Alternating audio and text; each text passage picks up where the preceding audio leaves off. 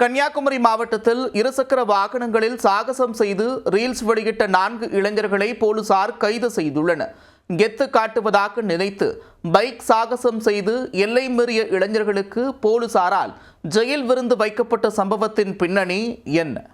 இப்படியும் பைக் ஓட்ட முடியுமா என்று அனைவரும் வியந்து பார்க்க வேண்டும் என்ற விபரீத ஆசையில் வில்லங்கமான வீடியோ வெளியிட்ட இந்த அடாவடி பாய்ஸுக்கு தான் ஆப்பு வைக்கப்பட்டுள்ளது.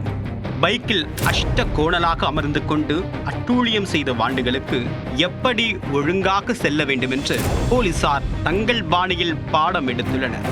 நடந்தது என்ன? எல்லாம் ரீல்ஸ் பயம் என்ற நினைப்பில் இளைஞர்கள் சிலர் பைக்கில் வீலிங் செய்வது, மின்னல் வேகத்தில் பறந்து செல்வது என்று வீடியோ எடுத்து இன்ஸ்டாகிராமில் பதிவிட்டு வருகின்றனர். இதுதான் கெத்து என்று நினைத்து இணைய உலகத்தில் மூழ்கியுள்ள சிலரும் லைக்ஸை அள்ளி தெளித்து விடுகின்றனர். அதை கண்டு உற்சாகம் அடையும் அடாவடி இளைஞர்கள் ரீல்ஸ் வெறியில் ஆபத்தை உணராமல் பைக் சாகசத்தை அரங்கேற்றி வருகின்றனர். அப்படி ஒரு கும்பல் தான் கன்னியாகுமரி மாவட்டம் களியக்காய் விளை பகுதியில் தங்களுடைய இருசக்கர வாகனங்களில் கும்மாளம் போட்டுள்ளது. தலைக்கவசம், உயிர்கவசம், சாலையின் விதிகளை மதிப்போம், விபத்தை தவிர்ப்போம் என்று ஆங்காங்கே விழிப்புணர்வு பதாகைகள், டிஜிட்டல் போர்டுகள் வைக்கப்பட்டிருந்தாலும் அவை இந்த இளைஞர்களின் கண்களில் படுவதில்லை. ரீல்ஸ் மோகம் இவர்களின் கண்களை மறைக்க கரணம் தப்பினால் மரணம் என்பதை உணராமல் சாலையில் கட்டடித்து பைக்கில் சாகசம் நிகழ்த்தியுள்ளனர்.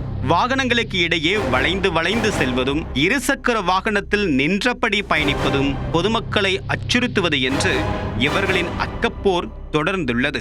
இந்த வீடியோக்களை இன்ஸ்டாகிராம் மற்றும் ஃபேஸ்புக்கில் பதிவிட்டு சொந்த காசிலேயே சூனியம் வைத்துள்ளனர். அடாவடி வீடியோ போலீசாரின் கவனத்திற்கு சென்றதும் ரீல்ஸ் மோகத்தில் மூழ்கியிருந்த 5 பேரும் கைது செய்யப்பட்டனர்.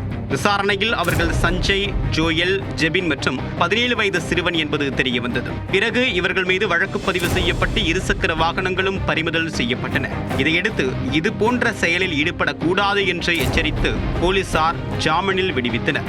மேலும் பைக் சாகசம் என்ற பெயரில் வாகன ஓட்டிகள் மற்றும் பொதுமக்களை அச்சுறுத்தக்கூடிய நபர்கள் மீது கடுமையான நடவடிக்கை எடுக்கப்படும் என்று கன்னியாகுமரி மாவட்ட காவல் கண்காணிப்பாளர் ஸ்டாலின் எச்சரிக்கை விடுத்துள்ளார்.